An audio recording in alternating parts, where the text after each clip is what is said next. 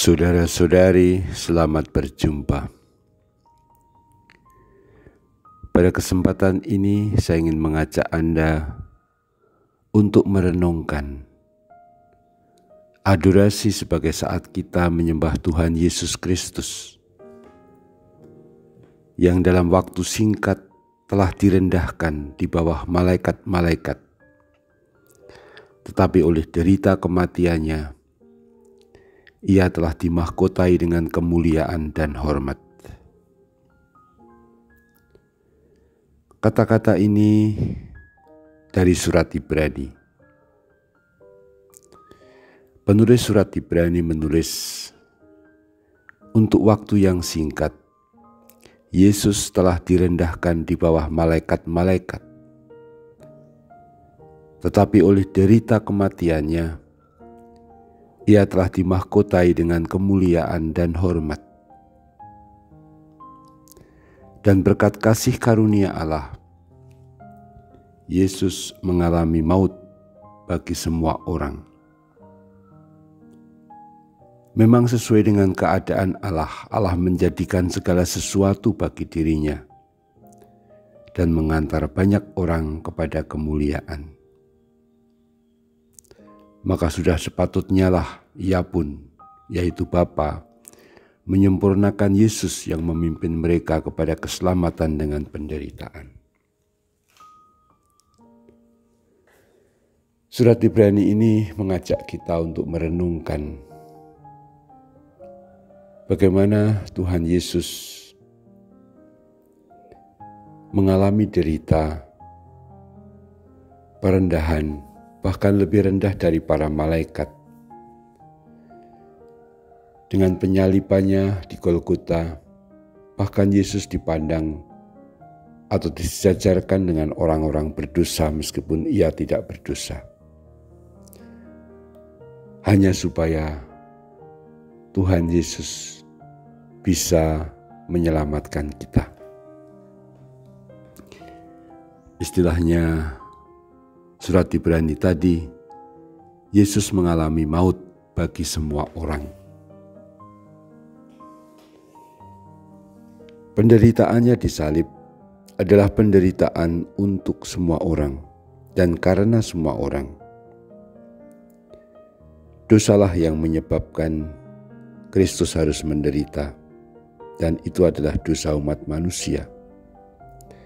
Bukan hanya manusia yang pada waktu itu membunuh Tuhan Yesus di Golgota, tapi dosa seluruh umat manusia, baik sejak awal sampai sekarang zaman kita maupun manusia, hingga akhir zaman nanti ketika dunia ini berakhir, semuanya dosa-dosa umat manusia ini lah yang menyebabkan Tuhan Yesus wafat di salib. Tapi justru karena yang ditanggung itu dosa seluruh umat manusia, maka ketika Yesus dibangkitkan Bapa, dimuliakan, dalam surat Ibrani tadi dikatakan dimahkotai dengan kemuliaan dan hormat, maka semua manusia pula memperoleh jalan kembali didamaikan dengan Bapa. Manusia beroleh keselamatan, beroleh pintu dan jalan untuk memperoleh kebahagiaan yang kekal atau abadi. Yesus Kristus Tuhan kita mau direndahkan. Dia gak ambil pusing dengan gengsi, harga diri. Karena semua dilakukan demi kebaikan umat manusia, demi sesama, bukan untuk dirinya sendiri.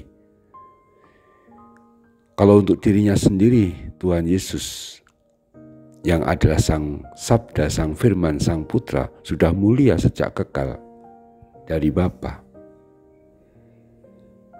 Tetapi demi kita, Ia menjadi manusia tinggal di antara kita. Dan sesudah berkarya, dia wafat untuk keselamatan kita. Di sini Tuhan Yesus Kristus ingin menyampaikan pesan kepada kita pula yang sekarang ini pada masa pandemi tampaknya sudah mulai menurun, meskipun tetap harus hati-hati. Protokol kesehatan tetap harus kita tegakkan. Supaya kita dalam menanggung derita sehari-hari tidak gampang mengeluh, tidak gampang menyalahkan entah orang lain, entah siapa.